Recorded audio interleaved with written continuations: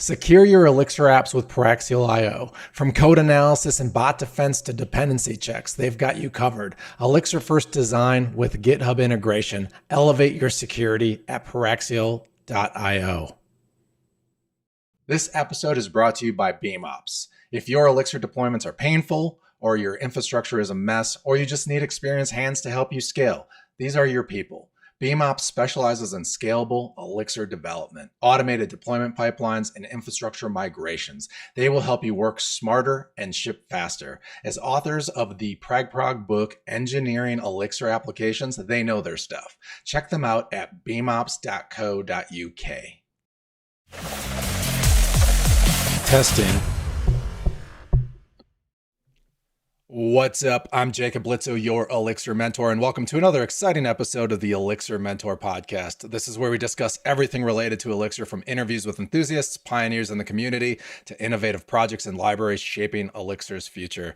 Today, I'm joined by returning guest Michael Lubas, CEO of Paraxial IO, here to talk about AI's kind of two-sided role in security, finding bugs and writing them.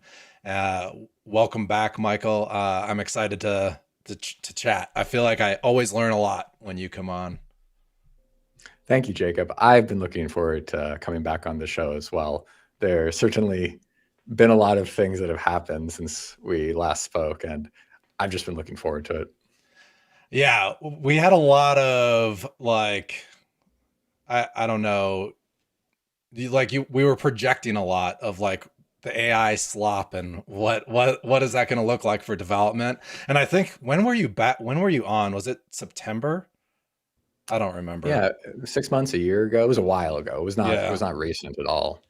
Yeah, I feel like we get you back every year now. I'd like to have you back on more.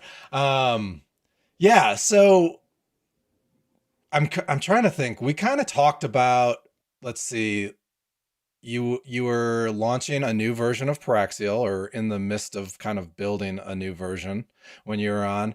And then we were also talking about just AI slop in general and what we thought was going to happen. And then in the recent days, we've been seeing a lot of articles like Peter Ulrich and all of that, and all these vulnerabilities being discovered by AI.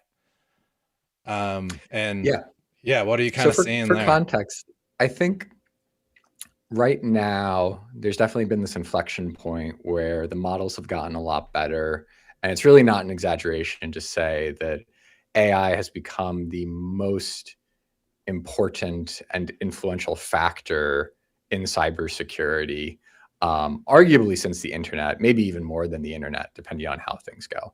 I don't want to get ahead too much, because the big news that I think is relevant for your audience, that I couldn't talk about at the time, but was that Paraxial, I was involved with a penetration test of the Hex package manager, which most listeners are probably familiar with. So that project was actually run by the Erlang Ecosystem Foundation and the Aegis Initiative. So that initiative was started by Jonathan, who's the CISO of the foundation, which is a nonprofit that actually handles the CVEs, which is basically a vulnerability for a piece of software, which we'll get into in this show, because that's where all of this news is coming from. The EEF, essentially, if there's a vulnerability in an Elixir package, Jonathan is the person that's involved in the classification and coordination of that. So he started this program with the leadership of Alistair, who I should mention as the EEF board president. And Alistair has been extremely productive in raising money for this, because as you can imagine, having Jonathan work on this full time, hiring actually 2 firms, Paraxial was one of the ones selected, that cost money. And this work was actually funded through an initiative called Alpha Omega, which is under the Linux Foundation. And some of the sponsors included Anthropic, AWS, Citi, GitHub, Google DeepMind, Microsoft, OpenAI. So I'd like to say thank you to all of those organizations, if anyone from them is listening. The work was extremely beneficial to the Elixir community. So not only can the Elixir community now go to the wider programming world and say, what's our package manager story? It's not always, roses and everything's great. There are controversies and problems with package managers, but I think the Elixir community has an extremely strong narrative now based on facts, which is, we hired these 2 firms. Paraxial, I was actually honored because I was able to stop our remote code execution vulnerability that I found during the test. I prevented it from being released. So there's actually no CVE in the sense of a vulnerability that you have to patch. One was issued by Jonathan very prudently, but it never showed up in your scanner because it was actually fixed before the release.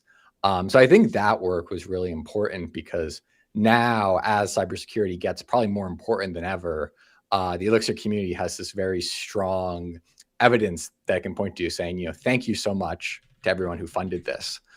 Elixir has an extremely secure base. We're taking security very seriously.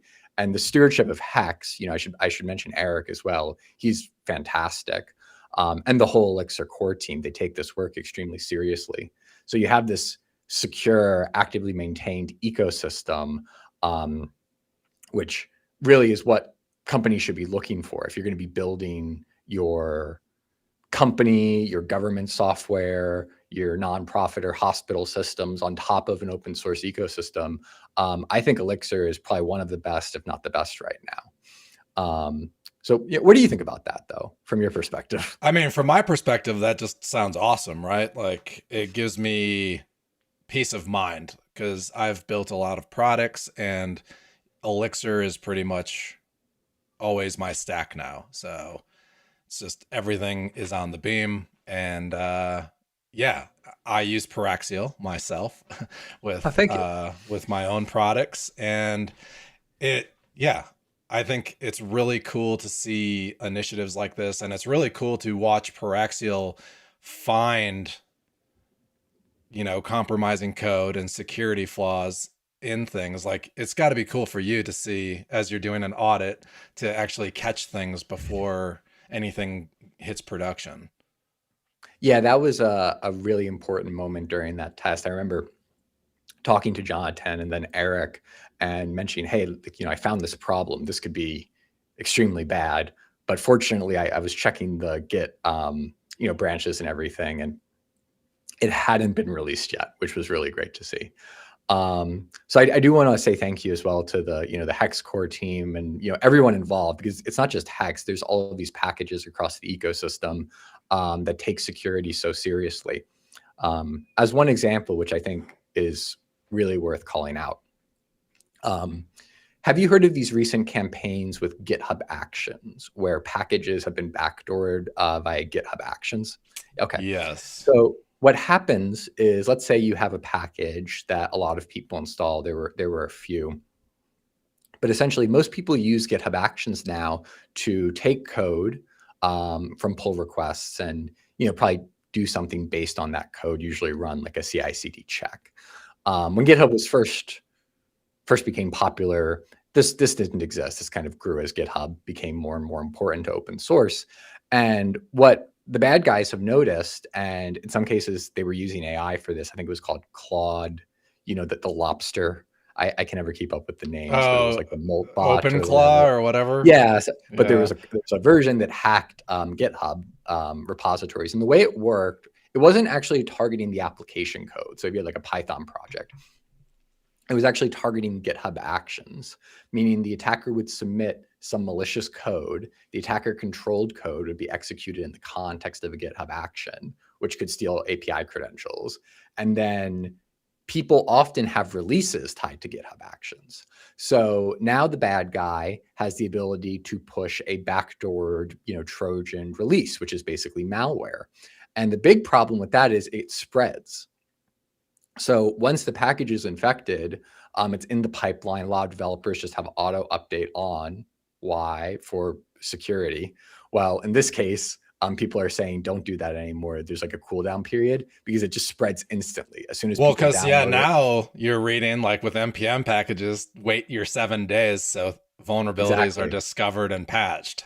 And that's exactly why, because what happened is the malware would get downloaded onto the machine and then propagate across the developer's GitHub, credentials. So this is a huge problem. There are active campaigns ongoing right now. I think you can find some literally within the last week where this I'm happened. sure it's kind of terrifying, honestly. Yeah.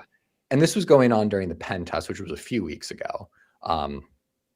So as a result of this penetration test, the Paraxial AI report, which is public, Elixir, the actual Elixir repo itself, Hex, I believe Gleam and some Erlang repositories, they're all using zizmor right now, which is this open source tool to detect if your GitHub Actions are vulnerable. And I suppose I should mention this for your audience. If you are watching this stream and you are a maintainer of a package, or maybe you're just involved in a package, I think a lot of people in Elixir are, I would check to see if the package is using GitHub Actions for building releases. And if it is, I'd highly, highly, highly recommend, I like zizmor because it's very fast. It's written in Rust. And installing that and taking the findings very seriously, that will prevent the package from potentially being backdoored. Fortunately, during the Elixir pen test, there were some findings, but none of them were actually exploitable by a bad guy. It's sort of this weird state where a lot of GitHub repos have been exploited. So you think, oh, if I was vulnerable, I probably would have been exploited by now. But on the other hand, new packages keep getting exploited every day. So it's not that simple. So I highly recommend checking for that. If you only get one thing from this podcast, I know it can all kind of blend together. If you maintain an Elixir package or any open source package and you use open source, this isn't even a Paraxial, by the way. I'm not like affiliated with zizmor. It's one guy. Paraxial has no financial stake in that at all. So I'm not even promoting. It's totally free. It's open source. I recommend that. Go do that. I'm curious, like, obviously this isn't just going to affect open source packages, right? It could affect SaaS, anything where you're using GitHub Actions to build a product or have API keys available, right? Or power plants, electricity delivery, water, basic infrastructure, things like that. Open source packages are used everywhere, and do the trains show up today? That sort of but people don't expect that. You kind of think in terms of your own work usually. Yeah, I feel like when you hear things like this, you're just like, is this like something we can recover from? It seems like a huge just domino effect of kind of a shit show. Well, I'd say I'm an optimist. I think you kind of have to be to start a cybersecurity company. You have to be a little bit optimistic because we've been through this before. Are you familiar with the Morris worm?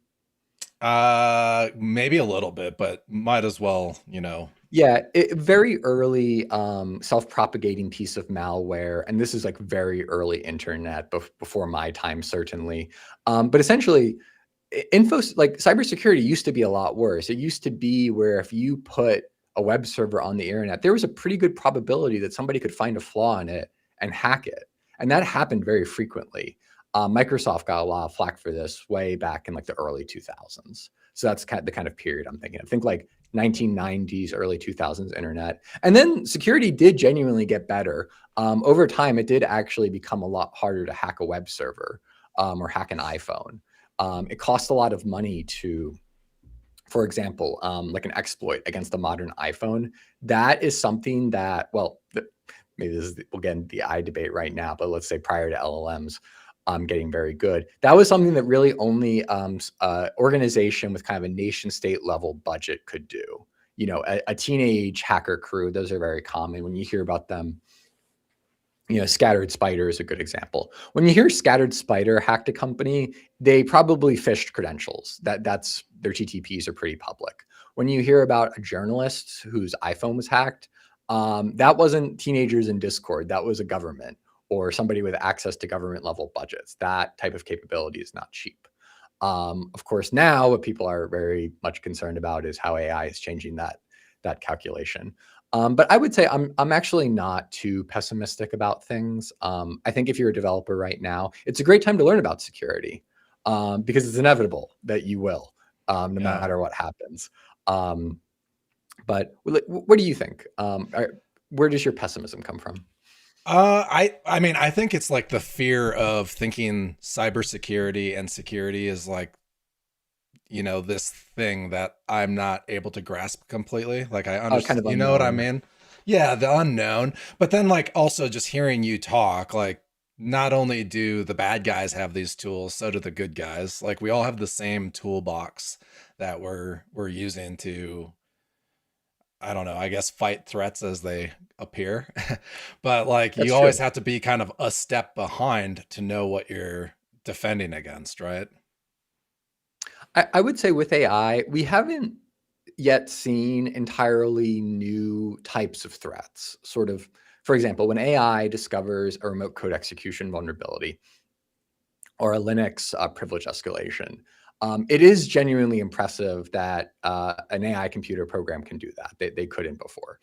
Mm-hmm. And the other big part that I think often gets lost in these discussions is AI is not really a bug finding machine like a scanner, where it's like you put the program in and the exploits or the exploit code comes out.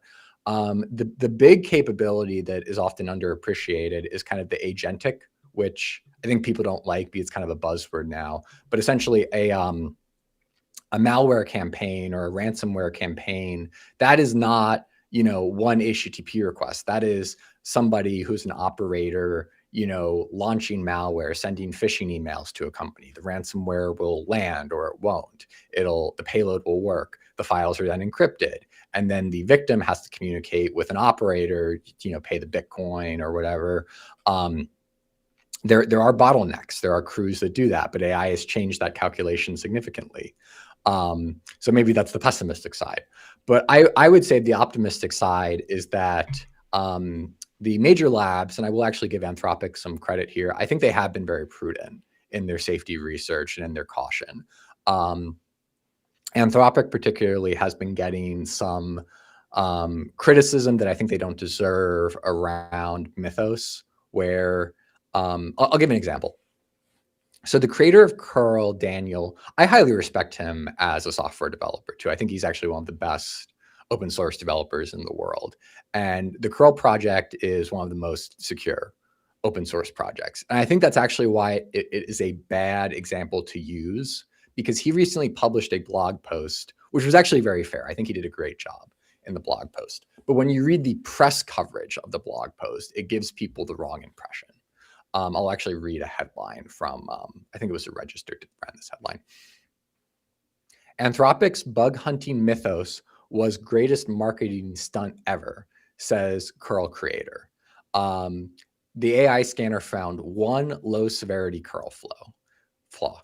That's the framing that the Register gives you. And I think what it misses, and this is the big point, is that curl is probably in the top 99th percentile. It is the top tier of an open source project.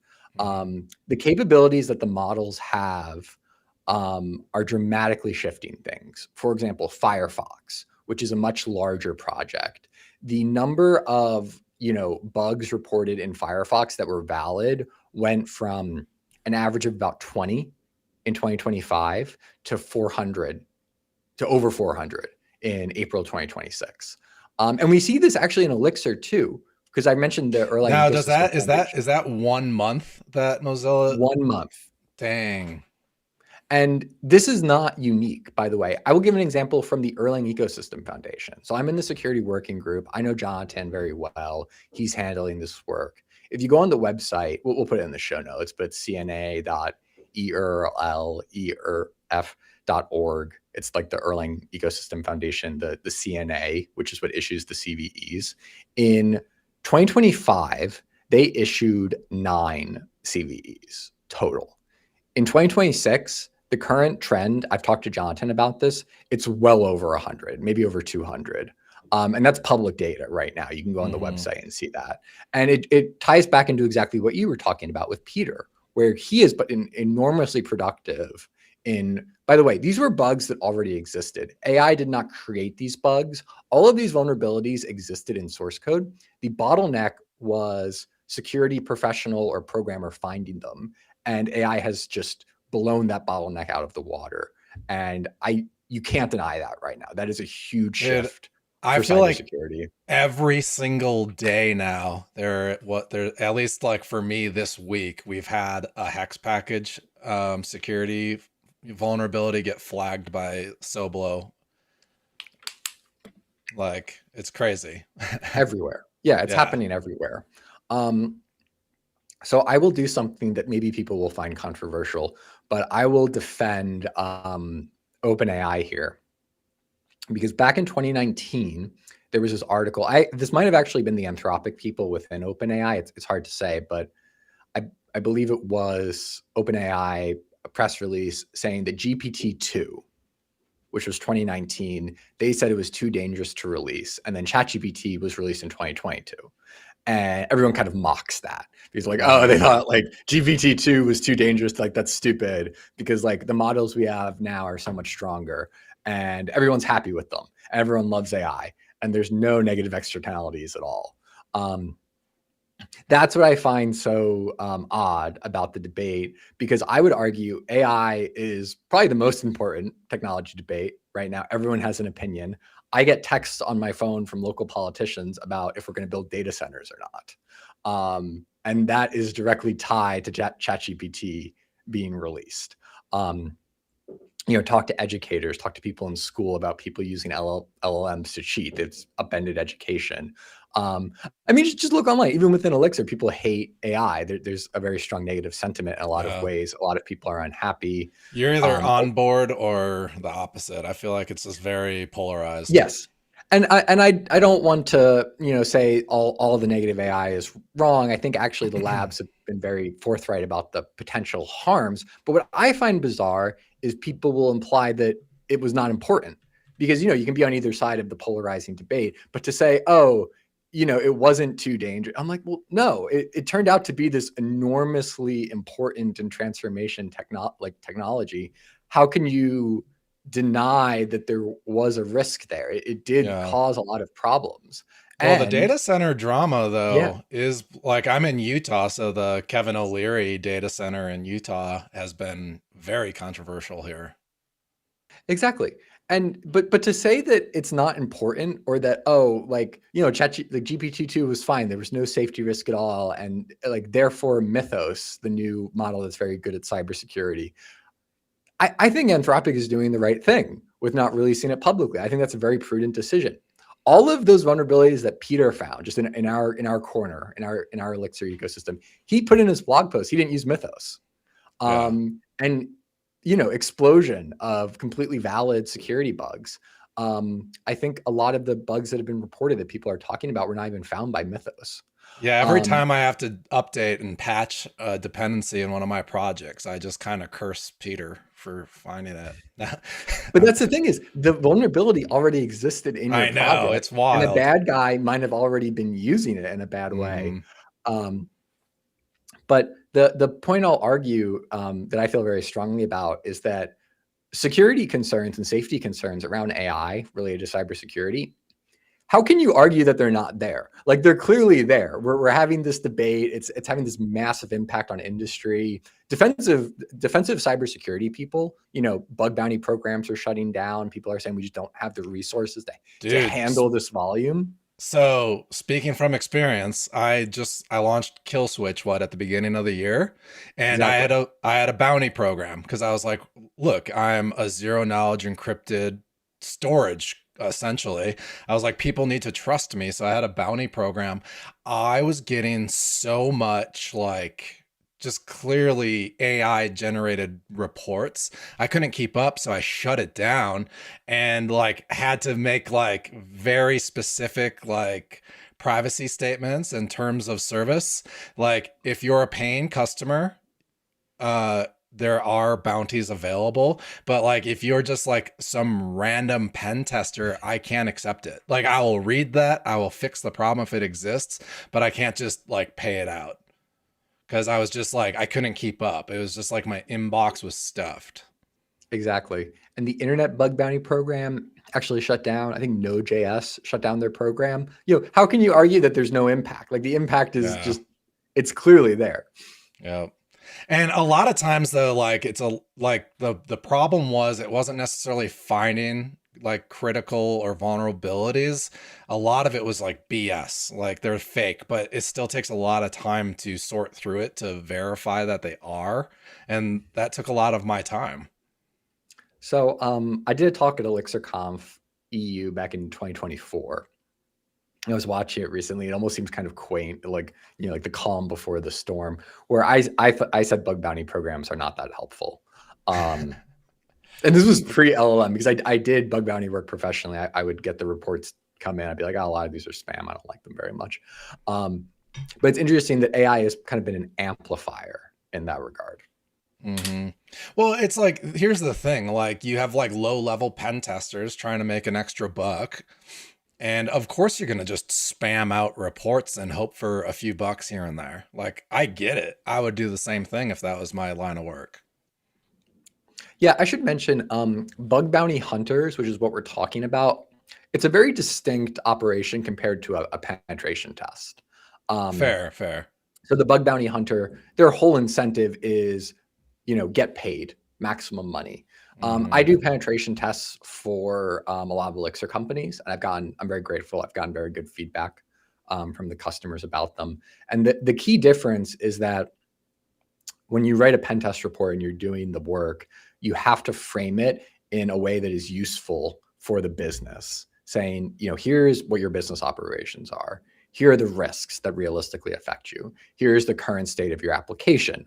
Like, maybe there is a remote code execution or a very severe bug, but if the complexity is so high and the probability is so close to zero, you know, the customer should know that to be able to make an intelligent decision.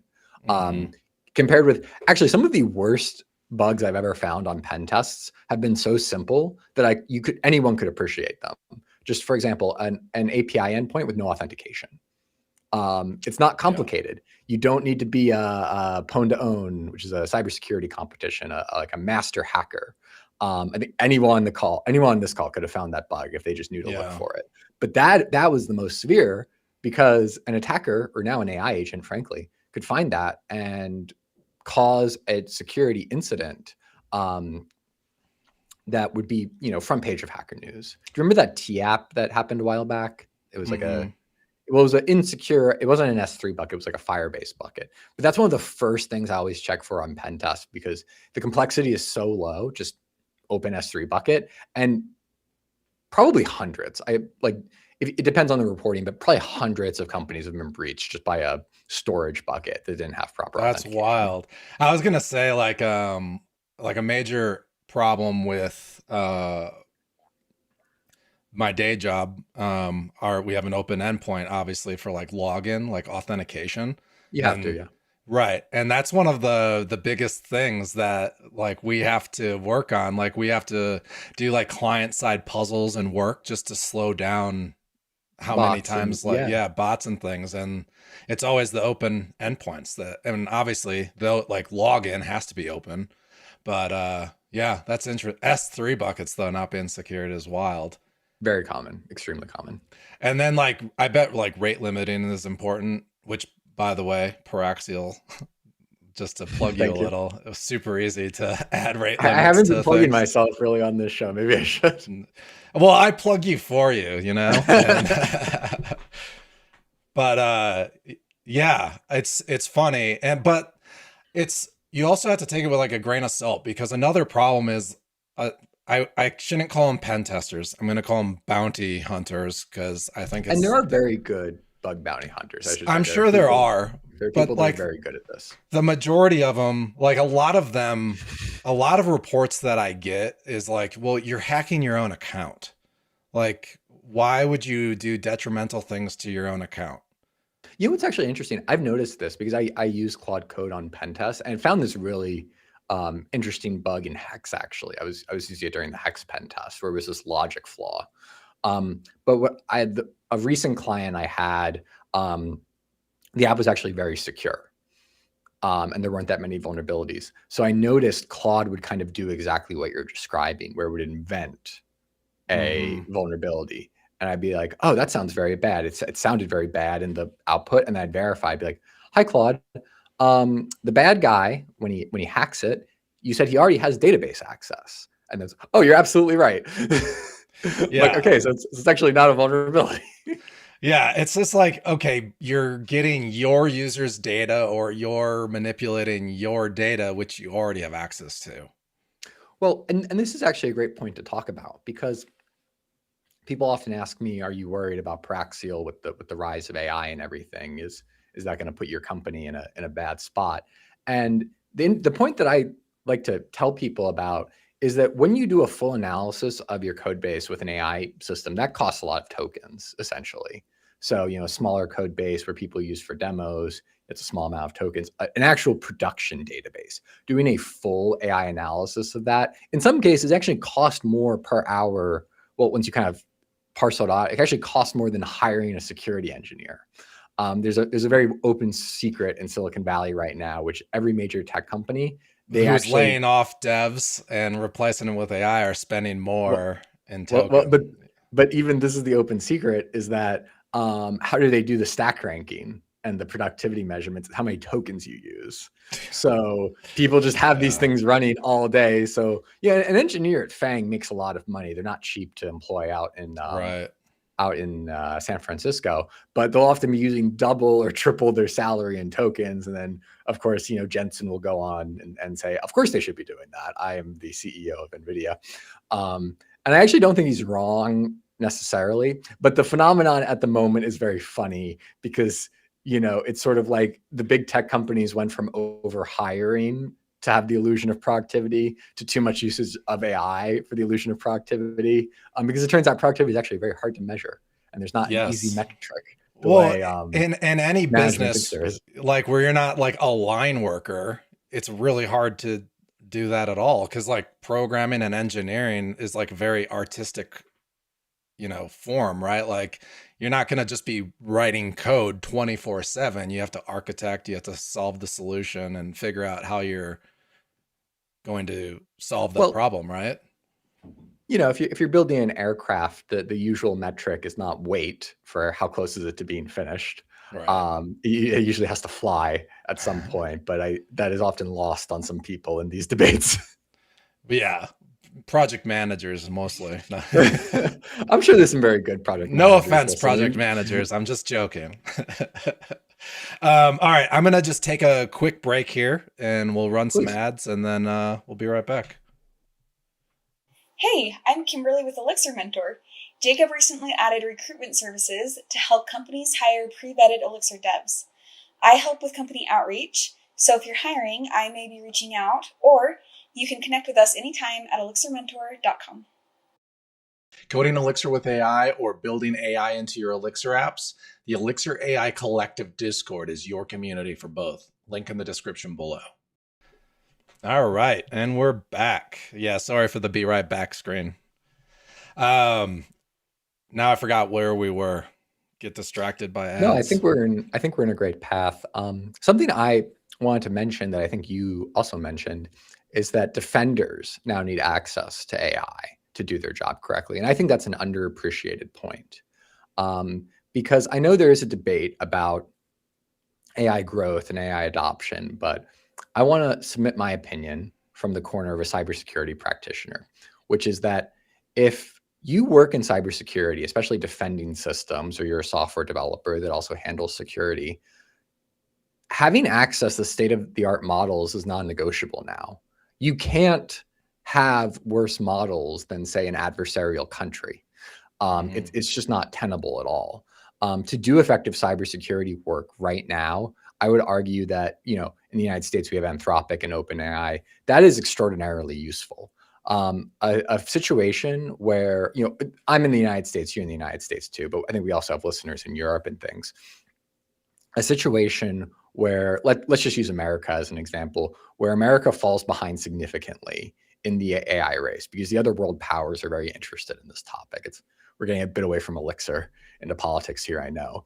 That's but okay. I promise it's related, because I'm someone that helps people secure their Elixir applications for a living, and I'll say this on air: without state-of-the-art AI models, it's not really going to be possible for me to do my job, and it will be a disadvantage because if the state-of-the-art models are controlled by, let's say, another country that your country sees as an adversary, and and you're relying on those for defense, it just doesn't make any sense.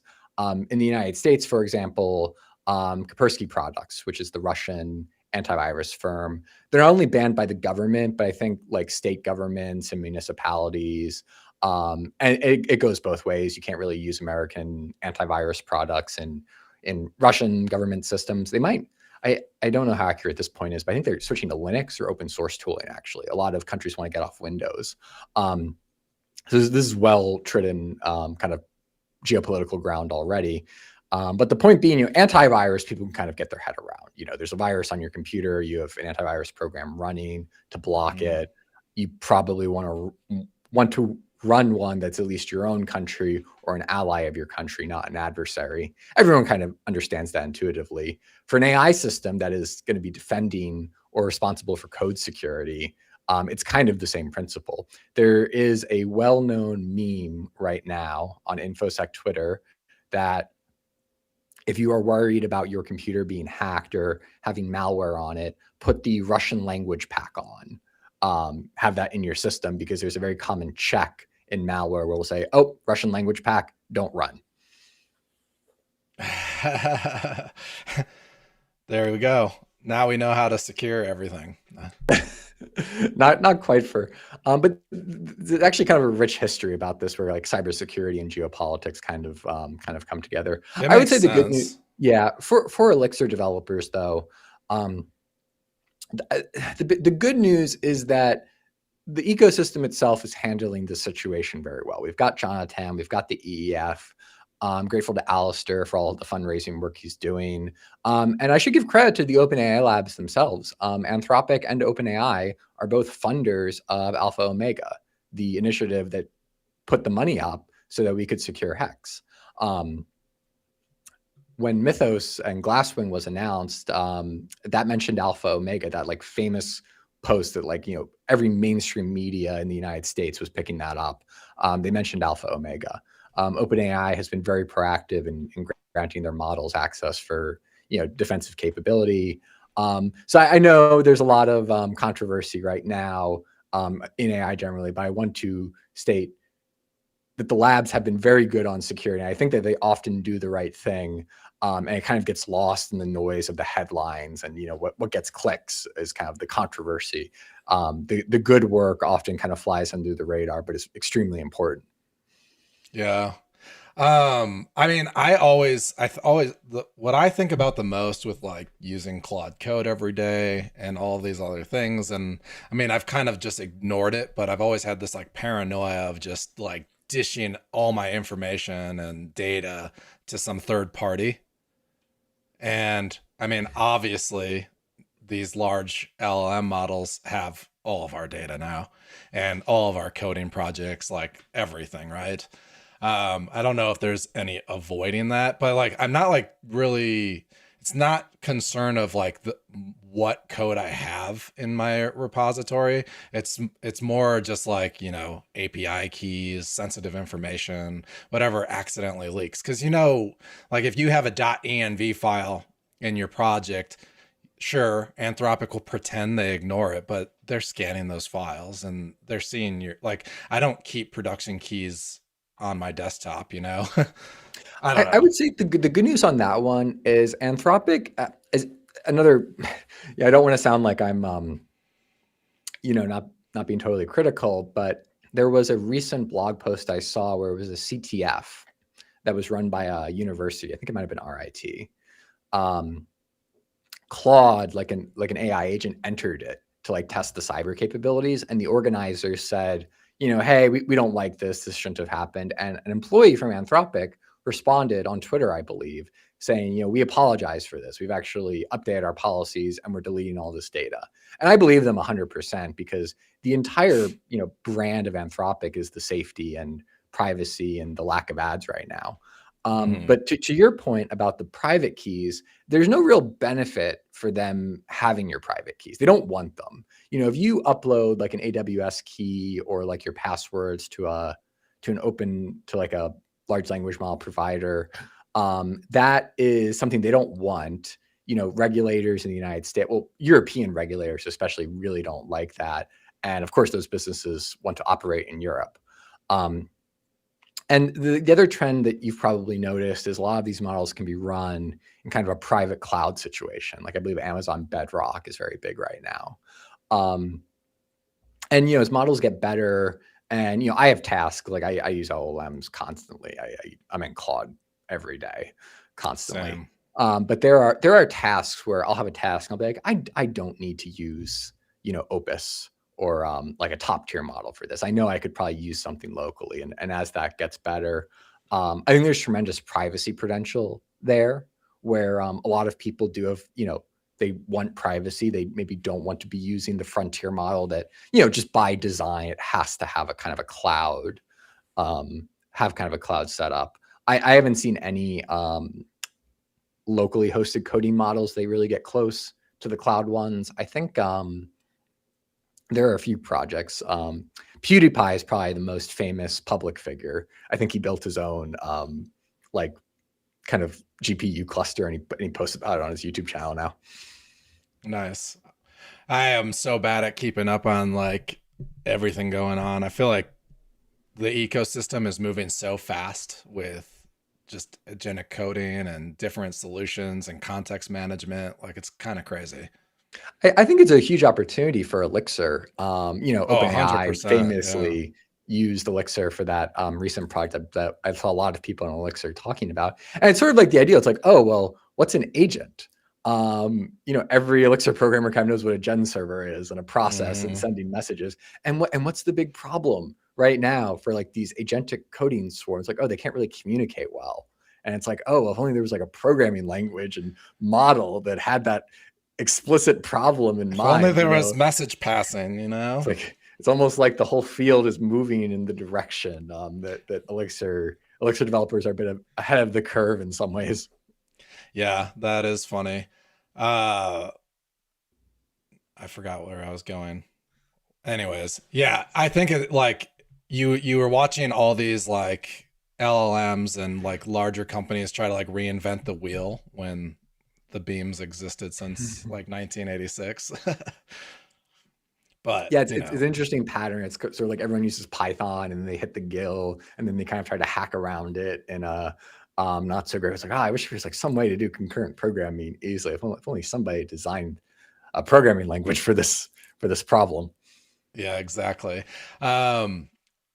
I'm curious, like for small products, like people like me with like Kill Switch and my other products, if I were, is like Claude Code something I can leverage to do internal pen testing? And like, how would you kind of like go about doing your own internal audits with it? I would say that the big problem at the moment, and we're May 2026. If you're watching this from the future, I see a very plausible future where the AI systems actually get better than human pen testers. That is extremely likely. Today, they are not quite there yet. So the big problem is that, I'm a professional software security person. That is my full-time job. I started a company to do it. I love it. I also really find it interesting. And I do find it sometimes kind of frustrating with Claude because it'll send you a report, get kind of excited and be like, ooh, I found something big, and then it's a false positive. And I know enough. It's funny because the mistakes Claude makes are very similar to the mistakes I see like bug bounty researchers make and I make when I'm doing research. It's very human in that way. But the big problem is almost it like doesn't know what to, I don't want to say it doesn't know what to look for because there's prompts you can do, but you kind of already need a mental model of what is your application, like what's the threat model, what are the risks? And you can do this with Claude actually, but it's just not quite there yet. Like for example, a lot of people now are saying, AI is fantastic because, it enables all of these things very cheaply. I think medical diagnosis is a big one, and that's very controversial with doctors, of course, because they want to, kind of protect, I think altruistically protect patients, number one, because there's always a risk of a mistake. At the same time, I think AI legitimately does represent a very good advancement in medical technology for patients. But there is a very real risk there that I think doctors are aware of. So, I'm sitting here as a professional saying like, oh, should you just use Claude for your pen test and you won't need Michael anymore. And I don't say this cynically. I'm not trying to kind of like defend my own job. I think that if the models actually were that good, I would be out here saying that, because a lot of people in InfoSec just defensively hate AI. And they don't really engage with the truth of what's happening at all. And I see that. So that's not the argument I'm trying to make here. Rather, it's that, right now at the moment, if you have let's say a very important web application, like a software as a service, or your business relies on a publicly facing Elixir app, or really web application in general, maybe the AI is good enough that it could perform a pen test right now in the hands of like someone competent. Like if I had to use Claude personally right now, and I like couldn't touch the keyboard, I could only like prompt it, I could actually get you a pretty good pen test. Like I could tell you, I'd get frustrated, but I could tell you. I really wouldn't trust somebody with no security background to have a good picture, because you just don't have experience.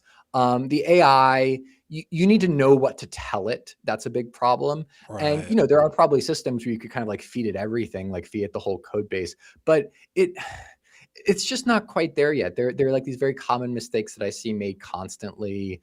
I see it miss things. I see it hallucinate things. That is still a bit of a problem. I think the field is changing very quickly, and there is a potential future where, an AI is better than most human pen testers. But I also actually want to qualify that statement a bit, because there is a very good talk that I recommend everyone watch if you have time, if you're interested in this. Nicholas Carlini, who's an Anthropic researcher, gave a talk called Black Hat LLMs at Unprompted 2026. This was back in March 2026, where he says that AI is now a better vulnerability researcher than he is. And he's one of the best researchers, eminent, cited, probably top, one of the top cybersecurity researchers in the world. And the AI example he gives in the talk, and this was a few months ago, this is before Mythos, it was in Ghost, I believe, which is a Ruby on Rails application, and then the Linux kernel. And his argument in the talk is that AI is better at him than, finding bugs in the Linux kernel. And for people outside cybersecurity, I should actually explain, this is an important part. When somebody is a professional vulnerability researcher, they tend to specialize a bit. Like the iOS scene, that's kind of like its own, like if you're a jailbreak dev, that's its own scene. That's very distinct from, say, the work I do, which is securing Elixir web applications. You go to DEF CON, nobody's going to know what Elixir is. There's people that specialize in Windows. There's people that specialize in like SCADA control. I actually falsely had this view at one point. I thought if someone was like a master hacker at DEF CON, they could hack anything. And they probably had the capability to learn it, but people specialize. That's the point I want to make. That makes sense. So somebody that does Elixir, somebody that does kernel, like Linux kernel security for a living, they might not know any Windows at all. And they won't really be able to tell you. So it's like, an AI is like a better, vulnerability researcher than most people. Yeah, well, true. So it was like a stack and like a basic, there's a joke they called grep, where a lot of like really hardcore security research, like, oh, well, how did you find the bug? Oh, like I grepped for a function and they were using it. Yeah. So that's not as glamorous. But the point I want to make is that finding bugs is very different from, like, the act of finding a vulnerability is very different from hacking a company. And even the act of hacking a company can be very different. Like we talked about the scattered spider, which is like the teenagers in a group chat on Discord, social engineering. That's a very different type of hacking than, say, what North Korea does with cybersecurity, with cryptocurrency, where you're a hacker that specializes in, stealing money from cryptocurrency projects. That's very different from a hacker that does iOS and iPhone for a living. So they're very different. The point I want to get at is that if you're a business using Elixir, that's my customer base. I would say I'm very good at that. I don't mean to brag or plug or anything, but it's because I know what a business in that situation needs. I know what they need from a pen test and how to kind of guide the work, almost as a product manager. I'll defend product managers a bit. I feel like we still need them a little bit, because when you get a pen test report, it is, in a sense, a list of work that needs to be done. And the reason I tell people, like, I'm sorry, a good pen test is very expensive. You can cheap out on it, but you're kind of shooting yourself in the foot, because now you have a report where the person doesn't understand your business context. They don't understand the technology stack you used. They just gave you a bunch of findings, which might be wrong. They're probably AI generated now if you went with a cheap provider. And now you have to fix them.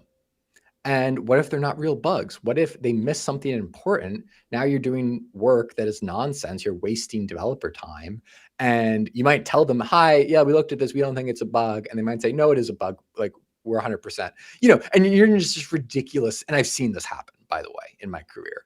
I've experienced this myself. Okay. So, and maybe people on this call have experienced this. So people don't hire, Paraxial to do a pen test necessarily just as code in, findings out. That is a very important piece of a much larger picture, which is, what does your business need to know to maximally reduce the risk of a cybersecurity incident? Yeah. And this is subtle, and it's very easy to get lost in this because it's headlines and clickbait and outrage, but the finer points are genuinely subtle. And I think this is actually a great forum to discuss it because we can kind of go into detail and get into the because, as you said, you've dealt with this yourself. Well, yeah, and I think you make a good point. And I think anyone that is using LLMs or AI on a daily basis, like I produce really good code, but I also know when it's not producing good code. So I feel like that's my skill, right? I'm a developer. I know when it's good. But if I were to randomly say, all right, hey, I want a pen test kill switch. Sure, I know some like trigger words from the industry, but is it actually am I going to know what it's spitting out at me? Probably not very well. And it would probably take me a very long time to sift through the reporting and whatever Claude discovers in my code base. Exactly. And it's not just code base, right? It's your DevOps, how you've deployed things. Like, are your droplets secure, et cetera, A really good example that I think is related to that is, let's say you feed Claude your code base and you spend $1,000 or $10,000. People spend that much. People spend more than that. But let's say you say, Claude, I'm giving you a budget of $10,000. I want you to do the best audit possible. I want you to use 50 agents, and it comes back and it's got 100 false positives, but it finds 2 really good bugs. And you go, okay, that's very good. And then a week later you got hacked and backdoored. And what was the problem? It was your GitHub Actions, which were, technically not in scope. You didn't even think about it. That was what got you. It's that kind of context that, and I see it happen constantly in industry where people they kind of focus on the wrong things. They think that number of hours spent on a pen test is like the ultimate metric, or number of tokens burned, as we were talking about, like lines of code, tokens burned, weight of an error. It's the wrong metric. You have to kind of be able to look past it a bit and kind of find the truth of the matter, which is very difficult. It gets philosophical and it's not easy. And there's a lot of debate in that area. Yeah. And like, it's always funny because I always go back to when I was on the top of the Dunning-Kruger curve when I first started programming, Mount Stupid. And I didn't even know what like a man-in-the-middle attack was. And then I experienced one with just a REST API that I was building. And then that became like my priority and security concern, right? When like, there's thousands of other ones, but now that I know about this one and it actually affected my day to day, now it's like this new thing I learned, and I'm like, sole focus was man-in-the-middle attacks. But like, yeah, it was a good like learning opportunity, right? But like, you can't just narrow your focus to worrying about man in the middle when there's like so many other things that can happen. Absolutely. Is there a chat? Like, do people ask questions during the stream, or? Yeah, we do. We have some chatter going on.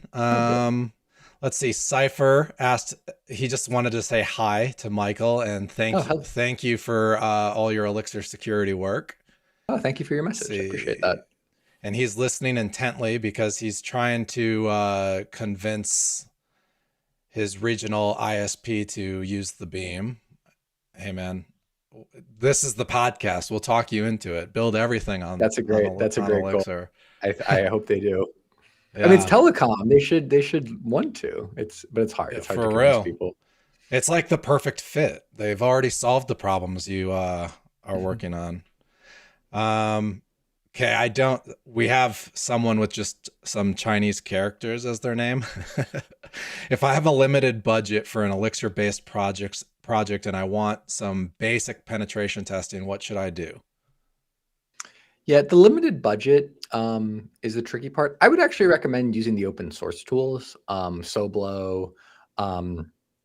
There's Mix Audit, which checks for vulnerable dependencies. That's a big one. Paraxial has a free tier as well if it's non-commercial. It's because I do actually want to recommend Claude Code. I would say like Claude Code is actually fairly useful in your situation. It might sound like I'm contradicting our previous conversation, but the difference there is limited budget. If you only have, let's say under $100 for your budget, the mainstream cybersecurity industry really isn't set up to help you. You're going to be on the free tiers. For like a proper customer of any cybersecurity software, it's going to be much higher than that. What is like I don't even know. What is like the average? Like I come to you, Michael, I want you to pen test kill switch. What's like an average budget to do just like a SaaS platform? It's very hard to say because every customer is so different. And this information is public. What I would say is that if you look at major providers, like very big name cybersecurity firms, the Big Four does a lot of penetration tests. Those contracts get into the like floor of $100,000 up to the millions. And that's very common. And that's staffed with people. Oftentimes that's multiple applications. It can be ongoing. And it's going to be interesting to see if those keep happening or if regulation will allow people to use AI for that. But that's kind of the scale you're talking about, because it's human labor. And personally, what I tell customers is that, I'm the person doing the penetration test. Paraxial actually doesn't subcontract out. So, my bids are often much higher than what they come in, for example. But I say the reason I can't do a discount in that situation is just because it's my time. Because I have obligations. I have to run Paraxial as a company. I love doing events like this, but that's hourly time. I wish I had more hours in the day. I feel like a lot of people do. Me too, common. Man. You and me both. But it's also more energy during the day. Energy plus hours. But that's just the nature of it. And it's getting harder. I actually, that's why I also tell people now it's getting even harder because demand keeps going up. We're entering this era where cybersecurity, things are just changing so quickly. And it's getting more important. People just need more pen tests. They need more cybersecurity help. And I'm grateful to help when I have the opportunity. I really am. But just there's only so many hours in the day. And the good news is everyone that comes to me, they're using Elixir. They're not so much in the NPM ecosystem.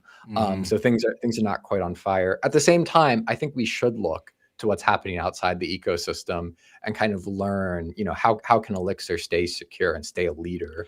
Well, and the nice thing there, right, is Elixir isn't the popular choice. So you see the popular choices have the problems first. That does happen. That is very common. Yeah, so it gives us a chance to respond a little bit, right? Or prepare. And this is a common phenomenon. There was the famous Mac and PC ad campaign where it was, Macs don't get viruses. That's because no one used them. Meaning, the malware developers were mostly targeting Windows, which was a true phenomenon. And you see that same dynamic play out. At the same time, I make this argument a lot, and I believe it's very true that Elixir developers do tend to be more experienced. Every time I talk to an Elixir developer, they tend to come from a different language. So these kind of novice programmer mistakes that often show up in a NPM library that's used by 10 million people, I'll look at a library and I just won't have them. For example, these JWT libraries, there was this very common problem where you could just say algorithm none, and you just bypass JWTs. And this was a problem in a few ecosystems. And I had a pen test where I looked at it's like Jose and a few other libraries that do JWT and Elixir. None of them are vulnerable to it. Well, we'll see. Maybe the AIs will find something. But I'm wondering, like the Hex package manager in general. Like, I kind of was like, I was talking to another developer buddy. I was like, I kind of feel bad for that project right now because the influx of packages being created and just AI generated Absolutely. is just one. I mean, like, we're seeing a lot of good stuff, but there's also a lot of slop and probably crap entering our ecosystem because of it. That's true. That does happen. And I think it's so important to talk about this because people don't know unless you make noise and you're public about it. So the EEF has been very strong on this in raising money because there's actually a lot of programs and grants from governments and from nonprofits where they allocate millions of dollars in some case, and they say, hey, we want to help with this problem. But in order to get that help, you need a nonprofit such as the EEF with standing in the community. And you need people, like Alistair, like Jonathan, Bram is the head of the security working group. I mean, everyone there works extremely hard. And they're putting in a lot of hours to raise the money that can then go to Hex to deal with this problem. Because, having it just be a volunteer effort is not sustainable at all. Right. I think the funding is really important. And it's why I'm very grateful to all the donors. I think Dashbit has actually been one of the biggest ones. They're on the page in a lot of companies. So that's for Aegis, which is the initiative, and then Alpha Omega as well, which we've been talking about. So those companies have all been really fantastic. Yeah, no, that's really awesome. Let's see, Dalton, being new to Elixir, are there common gotchas security wise? And does Paraxial leverage that? I feel like, yeah, there are some gotchas, right? Yeah, the one I always say is, well, the Elixir specific one is the binary deserialization. So number one, if you're like taking base 64 input from the public internet and then putting that into binary to term because you didn't want to serialize like some complex Elixir term where like it's a map and then inside the map there's lists and you're supposed to serialize that to JSON. You're like, that's annoying. I'm just gonna put it in a term. That's a really common remote code execution vector. So don't do that. Serializing to JSON is a great security layer there. I would also say for Elixir developers, server-side request forgery is kind of an underrated vulnerability where does your application take input from a user and then do outbound HTTP requests? Okay. If it does, then a bad guy could use that function to then send a request to like your AWS, like it's called the instance metadata server. And Amazon has actually gotten better about this because now they check it. And there's like some setting you can flip where it's not vulnerable anymore. But that's another common one I've seen too. The good news is Phoenix actually gives you a very good base. And if you're using Phoenix with something like Paraxial IO, you're better off than I would say 95% of like web developers. You get people coming from WordPress, for example. And I don't want to dump on WordPress. I think WordPress is a great project for what it is, web publishing software. But when people try to use it for situations like a bank as that primary web application, that is not the right decision. In my opinion. There's a lot of security problems there with the plugin system. Just watching my like traffic requests on like any public domain, right? Like I'll go on the Paraxial dashboard and it's always just bots looking for the WordPress vulnerabilities, Yeah, WordPress exploits. Yep. And but it's also because it's the most popular website that is out there, right? So it makes sense.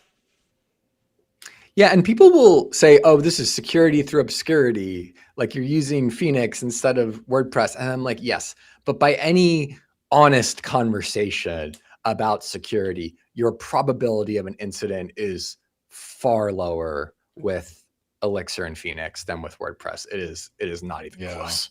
Well, and then like if you're using Ecto for any CRUD, like you're really avoiding like SQL injection problems and a lot of issues that you can run into with any like Oh, open we should form to the mention, yeah, internet. use Ecto. Don't try to roll your own on that one. That's bad because you'll get Yeah. SQL injection. Don't Yeah. execute like raw SQL query. Like Ecto is actually great. If you're using the default Ecto query syntax, that is perfect. Do that. Like Yes. don't try to get creative with it. You don't have to roll your own. And then when you don't even have to worry about SQL injection. So I good. actually had someone ask me, they said, oh, like we're using Ecto and I'm worried about SQL injection because I don't really trust Ecto. Could Paraxial help me with that? And I had to explain like how Paraxial worked and what the product was. And I'm like, look, I'm not going to misrepresent this here. Ecto is the best. Like use Ecto in the default state. Paraxial will tell you the actual value of Paraxial is telling you if you've gone off of the guardrails Ecto set for you. Yes.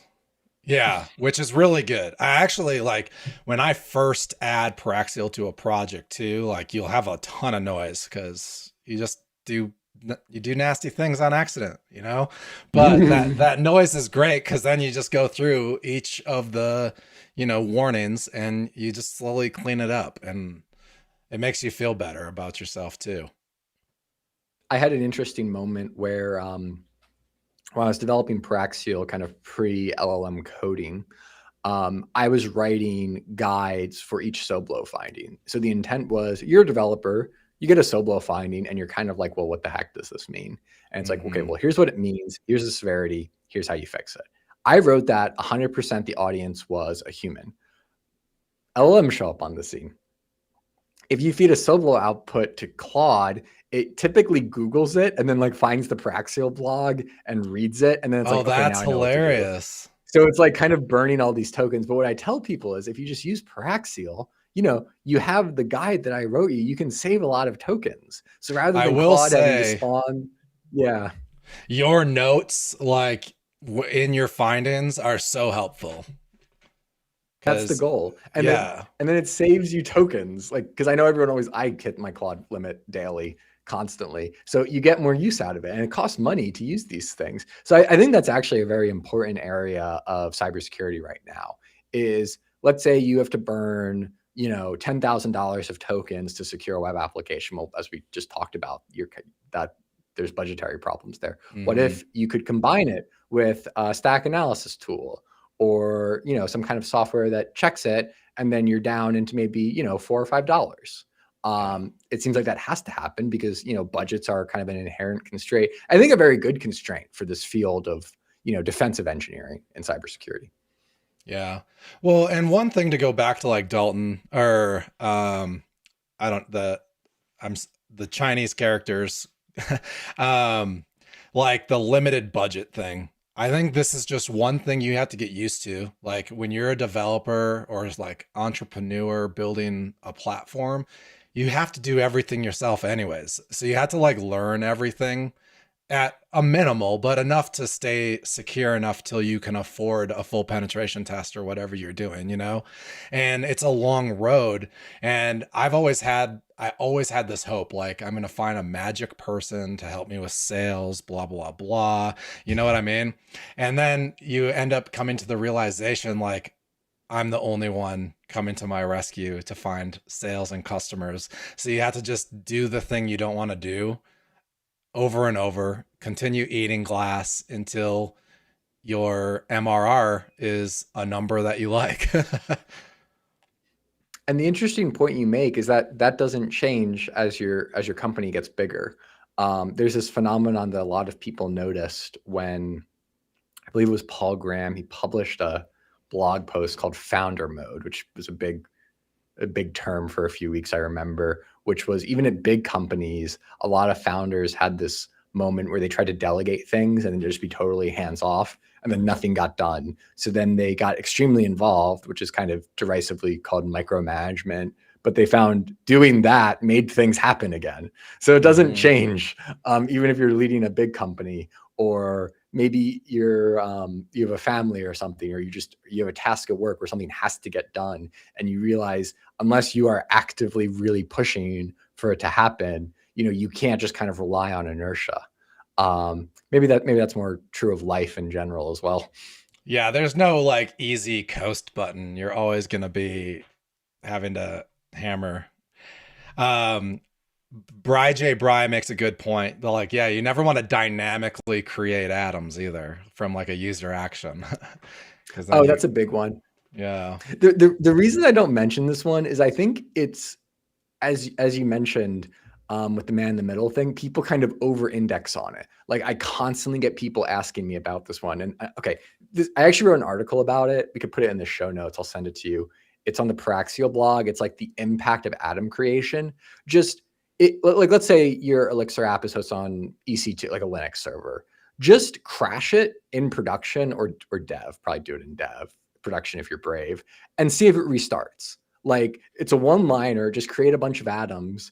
It's not ideal, of course, but in most vulnerabilities that I've seen with unbounded atom creation as well, you just send like one HTTP request per atom. And it's like, okay, yeah, maybe if a bad guy really wants to like crash it, and then you have 30 seconds of downtime while it restarts. You know, the risk there is not so much the DDoS, which is real. It's make sure that it restarts, because like, just like real scenario, a bad guy probably won't try to crash your Elixir app due to atom creation. There were some recent vulnerabilities in Plug where that was a real issue, which is a little bit more important. But I think they were mitigated by actually having like a load balancer or Cloudflare in front, which most people do. The reason your app will crash due to unbound atom creation is probably due to like company's AI bot these days, like a scraper or something, and it hits some code path where the atoms get created and then it crashes. And then in that situation, just make sure, well, number one, use Paraxial to ban it. I got a plugin once during the show at least. No, but make sure that like when it crashes, see if it restarts. And it's really simple to test that. So that's what I would promote on the show, is you can actually prepare for a situation like that by kind of preemptively doing the attack on yourself. Yeah, that's a good idea. Or just like don't use toAtom from string or whatever the function is. I see it everywhere. Well, the big problem right now is that actually like this exact vulnerability showed up in some Elixir libraries that everyone uses. Yeah. So like, well, I feel like it was just in, was there one like Decimal? There was another one that there was another, what was the HTTP Cowboy? Was it Cowboy? Yeah, there was one in Cowboy and Bandit. Okay, and yeah. I should mention Bandit because he's been really great about fixing those vulnerabilities as well. Bandit has a bit better performance as well if you're looking for which one to use. Yeah, I had to Google the limit of atoms because I couldn't remember, but it's a million. Yeah, it's just over a million. But yeah, just don't What's dynamically it called? The Achilles create them. heel? Yeah. of Elixir and Erlang. I'm actually surprised, like, man, maybe I'm just not smart enough here. Why wouldn't we just have like some kind of automatic garbage collection for that? I'm not an Erlang expert either, but I've talked to people in the working group, and this is like a known issue in the Erlang development community. They've had proposals, they've looked at it. It's kind of like asking, why don't you just make a computer you can't hack? And, everything, it seems so like, oh, just don't do that, know, but there's people rely on Erlang for infrastructure and things like that. I'm sure the complexity is like so deep, and I don't like fully understand it, but just don't do it, guys. Just don't use string. That would be a good guest for the show, like a super deep dive into the Beam. Dude, that would be cool. I'd have to it would be good. I'd have to research a lot just to be able to have the conversation, which I guess is there's a book. There's it's like the Beam book, right? Mm-hmm. Like someone wrote an entire book just on the Beam. I saw that. It was pretty cool. That would be cool. Now I want to, let's see. Pull that up. Yeah, the Beam book. Steinman's. Eric Steinman. See, I should have Eric Steinman. Check that out. Yeah. Buy a copy. Buy a copy. That's actually really cool. I'm going to buy a copy. Or it's free too on .org, blog.steinmans.org. But it's also on Amazon. But we support buying a copy as well. Buy a copy, yeah. Yes. I usually always try to buy books from authors because I just feel like content creation is hard, so I will support them. I like having books too. Because I read a lot, and I even like reading programming books on like when I have the terminal. But I kind of like just owning a copy. Sometimes it's You nice. pass it to your children or show it, like it's good. See, I love the Kindle because I hate like holding a book when I'm reading it. Oh, how do you like? Which Kindle do you have? I don't know, the basic one. Mhm. I don't know. Let me see. Just whatever this one is. It's not sponsored by Amazon, by the way. The Paperwhite. I think it's just the Paperwhite. I don't know. But I like it because like you can travel with this and have thousands of books on it, you know? Yeah, I read books on my phone, and I get hand cramps actually pretty frequently because I'm always on my phone anyway. So I just like the to use my phone phone to is read books. it's an awkward hold, right? Like I feel like I don't know. Get a Kindle, dude, and you don't fry your eyes as much. Yeah, yeah. Well, have you seen the technology now? People want to do e-ink for like displays and stuff too. That looks pretty Yeah, cool. I've been looking at some of the phones. I'm like really tempted, and they have like some really cool color e-ink stuff too now. And it's like I'm tempted, but like I also just don't want to leave the Apple universe because all my stuff is Apple. I don't know. Yeah, it It's seems like hard. they should get it. I feel like e-ink display would be more Apple. Like they did the VR goggles for a while. There's a lot of hype, and then I haven't heard much about them recently. Yeah, I haven't either. But anyways, the Beam book I could get on Kindle. I feel like the Beam book would be a cool one to have though. You need that on your bookshelf, especially just being an Yeah, Elixir physical. dev. Put it in the background of your streams for Exactly. credibility in the Elixir Erlang land. I'm buying it right now. And On stream. and then I had to have Dr. Eric Steinman on. Yes. I'm gonna have to reach out to him. That would be a cool guest after I read the book, so I'm not a complete I wonder idiot. if your chat has read it. I feel like if there's any audience on the internet that has read it, it's probably on this live That's stream. true. Anyone listening, have you read the Beam book? I'm really curious. That'll be a I tweet. browsed through it. I was actually I was doing something with binary terms, like a security thing. I remember actually reading it because it's like how the deserialization format I think is actually covered in the book, and then it's kind of like what's called nerd sniping, where it's something interesting, and whatever I ended up like browsing through a few times, like, oh, that's how that works, or that's why they did that, or like memory allocation, or like yeah, I'll see how that works. Yeah. Well, I feel like I'm bad at like it's good to know the foundation of like why certain things in Elixir are the way they are, right? By understanding how the beam works. And there you go. Is Paraxial a paid library like Oban? Yes. Oh, that's a good question. Yeah. Go ahead. Yes. Yeah, there's a free tier. Well, to use the Paraxial library, you have to have the software as a service. It's not a standalone. It's sort of like there's Oban, which is the free open source, and then Oban Pro, it links to their software as a service. But the summary is you can use Paraxial for a free or like nonprofit, but if your application makes money in a commercial context, you do have to pay for it. And a Paraxial customer, it's usually a business. It's not something that like an individual developer usually buys because of the price and the support overhead. I am very happy that the free tier exists and people can use it. The other thing is if security is very important, and let's say you're just starting out, like you have a new business, and it is a commercial project, I actually think the open source tools are very good because in my experience, I talk to a lot of entrepreneurs. I love it when I get email from them. Usually they don't really need Paraxial quite until the product has started, kind of found its fit, and they've got revenue coming in. They can budget for the software. So, if you're watching, I'd love to hear from you. If you're an Elixir dev, I'm always happy. If you go on the Paraxial homepage and click book a demo, it just goes right to my calendar. But that's kind of the scenario with Paraxial is the paid product. You sort of have to be a business in order to really get the full value out of it.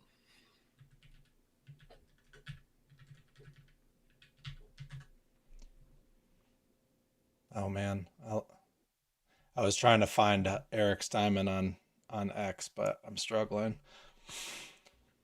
It might be on LinkedIn. I think I saw some posts from him on there. All right, cool. I'll track him down. My Oh, yeah. ADHD hit in the middle of a live stream.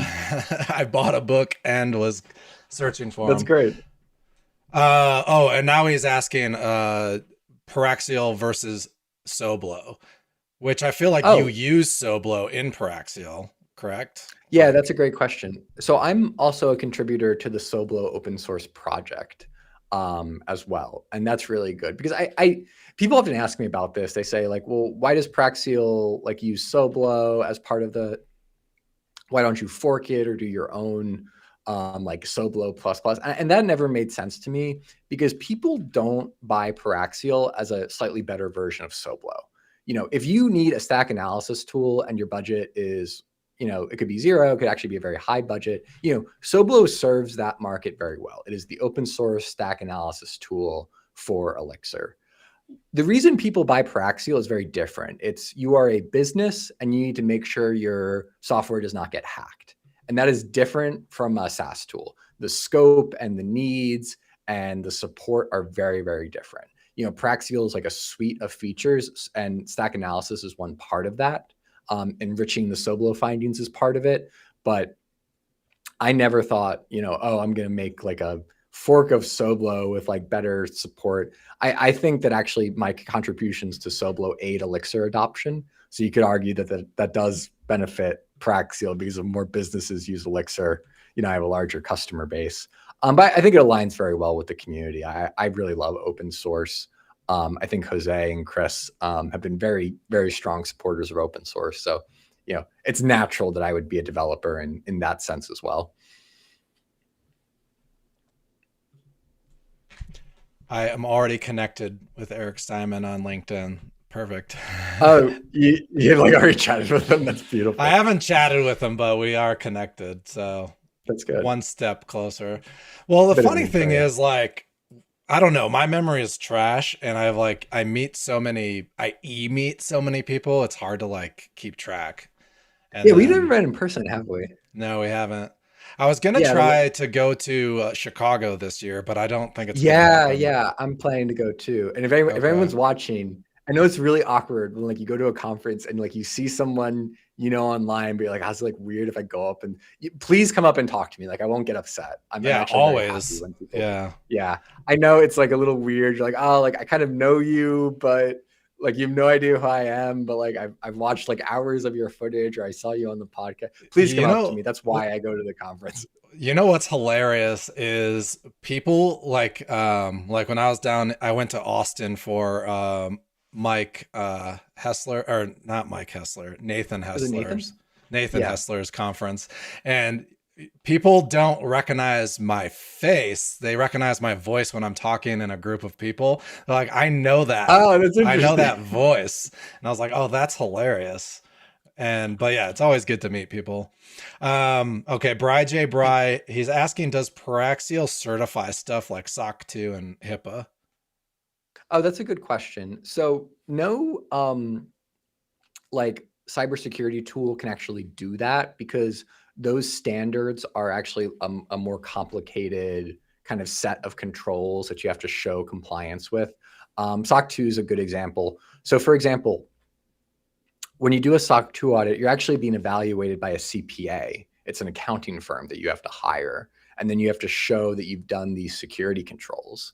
And it's a bit confusing because you can actually have a Elixir application that is totally vulnerable and it's going to get hacked and completely pass SOC 2 because it's basically a spreadsheet that says, did you implement this control? Yes or no? Well, do you have like a process to triage vulnerabilities? Yes or no? You can do all of the compliance items to the letter in a way that sincerely fulfills every single line item and just be totally not secure because they're kind of different things. There is like a Venn diagram overlap where you should use SOC 2 to actually improve your security because you're kind of doing the work anyway. It makes a lot of sense, but they're sort of different. They're entirely different sets of sets of things. So for example, like using Paraxial will fulfill several controls like static analysis or runtime analysis. Do you have a runtime guard that blocks an exploit? Are you keeping track of vulnerabilities? Are you keeping track of the scans you do? Like, how are you communicating them to the management? Paraxial helps with all of that, but it is not the same as Paraxial saying like you are SOC 2 certified, because that's actually impossible. Paraxial isn't an accounting firm. I think some cybersecurity firms are actually trying to do that a bit, but I'm very much on the kind of like, I like the real hacking stuff. We should also do a shout out to XMEX, which is the Austin conference that Nathan runs. If you're listening, go on. Well, you'll put in the show notes, but it's xmexconf.com and sign up for the newsletter. I feel like that's a good plug for your audience. And it was such a good conference too. Like, I'm a big fan of going to small conferences because you get to meet everyone that's there. Like, I was disappointed I couldn't go. Yeah, you chat in between, all the talks, and you just, you meet people that, like, I know a ton of people in the Elixir community, but like you don't get to meet them in person, and then you finally get to, and you just can chat about the coolest stuff and all the projects people are working on, and it's a lot of fun. How was the conference? Like, how did you think it was organized? I thought it was really good. I was like less hopeful that I was going to really enjoy the talks, but all the talks were awesome. Like Nathan did such a good job. And then like, yeah, the hallway talk was like awesome. Just like connecting with people. I think it's important for developers especially to get to conferences, because we kind of stay siloed in our own work and at our own computers. And I feel like it's good to network that way. Like met a handful 100%. of Apple developers, and just, it's cool. 100%. Yeah. Yeah. Thank you so much for having me on today. This was a great conversation. Hopefully we see each other in person at Elixir Conf Chicago. If anyone listening can attend to, I'd love to meet you as well. I think you're doing a great job with this whole project. It's been fantastic for Elixir adoption and for the community to come together and talk about what they're working on. It's been a lot of fun. And what's funny is, so for everyone that doesn't know, Michael was my very first guest as well. So if you want to see like the worst performance ever, would be my first podcast episode. It was still good. No. It was good content, right? But like you can tell, like whenever you do something brand new, and now I think is it almost 3 years ago? No, 2 years ago. It's getting up there, yeah. 2.5 years ago. But yeah, Michael was my first guest and my first sponsor, which is pretty cool. Thank you. And it's been a fantastic partnership. And yeah, I'm happy to be back on. I love coming. Yeah, it's cool. We'll have to make sure. I mean, I feel like we stay in touch enough that like when it's time, like, I don't know, we just connect again. This was the right moment. This was a good one. It was a good moment. And like seeing just all the CVEs hit and all the, I don't know. I think that stuff, like I joke about being annoyed about it, but it's really cool to see like all these vulnerabilities get discovered very easily and like corrected. Yeah, the work that Peter, Jonathan, the Hex team, really all of the people that I should actually mention the maintainers specifically, because a lot of people have these vulnerabilities reported to them, and then it's on the maintainer to fix them. And that's a huge amount of work. And, maintainers often, it's a struggle because it is more work for the maintainer. Yeah, it does benefit the ecosystem where now everyone is more secure that's using Elixir. So if you are a maintainer, mention that on your resume. I would say that you are keeping, thousands, probably tens of thousands of businesses doing billions and billions of dollars in transactions, and not even just commercial, but, hospitals, governments, nonprofits. There's so much critical infrastructure that Elixir runs on. Yeah. If you're maintaining a library and fixing security vulnerabilities, that is extremely important, and you should communicate that. I agree. When you talk about yourself. And since I've started like doing recruiting and like looking at a lot of like coding projects and things, because I like do the pre-vetting, right? The code from the project is even less important than like things that you've already done. And like open source is a huge one that people love to see. Like, yeah. it'll be like a little line. I'm like, oh, by the way, I do this little library and has Yeah, you no, know, that should be in 100 bold, million dude. Yeah, you are writing code that like businesses run on top of. That is extremely impressive. Yeah. Well, because like one thing that I'm seeing too is now like over-engineered solutions that are just all clearly written by AI, and they're almost instant disqualifiers because I don't want to look through that much code anymore. And it's just like, no, I want to see how you implement it. I don't want to go like, you're not going above and beyond adding like, I don't know, what's a word I'm looking for? Like an analytics dashboard on top of a project. Like people are adding like extras to like a core. Like I just want to know that you know Elixir and understand OTP. That's it. In some ways, that's the hardest part. Is I think everyone probably listening to this call has struggled with this problem. Is what should I work on? Yeah. Yep. No Work easy on answer. the specs, dude. But yeah, thank you so much, Michael. This is awesome. You guys can find Michael on X. He's Paraxial.io, and then Paraxial.io is his website. And it's always awesome having you on. Thanks so much. Thank you. If you've been watching, thank you for listening to me. Feel free to reach out if you watch this stream and you just want to chat. I would love to hear from you. Yeah, sounds good. All right, everyone, have a good weekend, and I'll see you next week. Testing.